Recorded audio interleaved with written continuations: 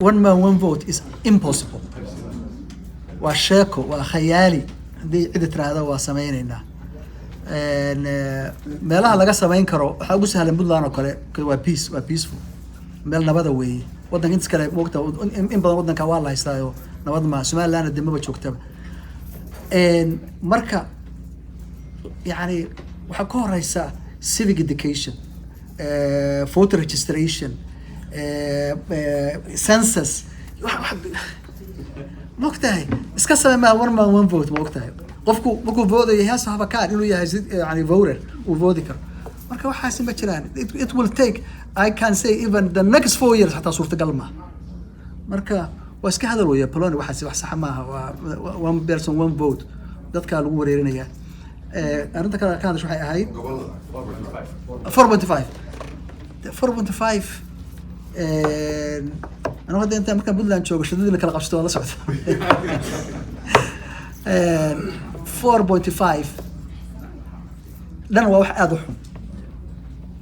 وفنتي آدي أيي ما ركتي قولوا إذا تاسوت وحوي يد كمان السنة واحد كل سنة هي مجرته أو تيرو يو قبل يو منه كمان السنة أو ده واحد صح معه واحد صح ده معه لكن مرة بدل مركا كفكرت لفتي هذا وإن لهلا هدي حتى لقى بحي 4.5 قاب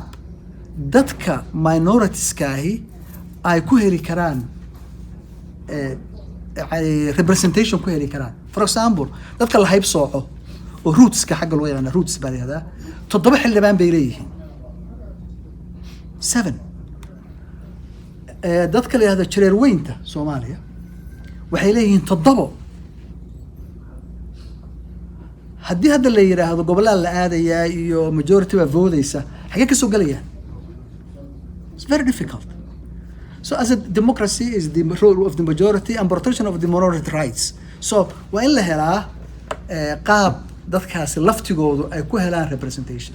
laakiin the 4.5 is not a wax oo xal yani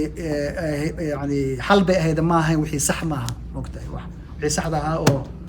aanu u baahnayn ma runtii أدولي